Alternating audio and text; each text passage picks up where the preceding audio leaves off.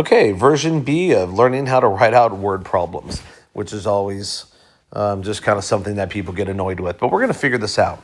5 more than a number. 5 more than means plus a number. The order doesn't matter when we do addition, okay, or multiplication. So don't worry about left and right because those are what we call commutative, meaning they can switch. A number decreased by 11. When I see decreased by, I know that's going to be a minus sign. Now it's going to be a number, and then we decrease it by 11. So x, and I'm going to make it smaller by 11 is how I would think about that. The sum means plus, the sum of a number and 13. 3 times a number, we write 3x. If you want to write 3 times x or 3 parentheses x or, 3 times x, that one looks weird, right? Maybe not that one. Maybe 3 times a or 3 times y. But honestly, it just looks better this way. So that's what we do in math. Let's get used to writing them like that. The difference between a number and 9. Now, when they say difference, that means subtraction. And they're writing it in a way where I could just write the difference between a number and 9, just go left and right.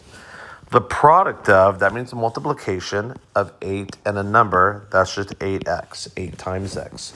A number divided by 4. Take the number, divide it by 4. Okay? Let's go on to number 8. 10 less than a number. Less than is minus. All right, let's start. It's 10 less than a number, meaning I start with the number and I need to make him smaller by 10. So this is one where I'm going to switch it left and right. That's how I interpret that sentence. Number 9, the quotient of a number and 6. X divided by 6, or you can write it as x over 6. When it says quotient, you can just read it left to right. A number increased by 20. A number increased by 20. The product of 12 and a number, that's just 12x, 12 times x. Number 12, 7 more than a number, 7 more than x. Number 13, a number divided by 9.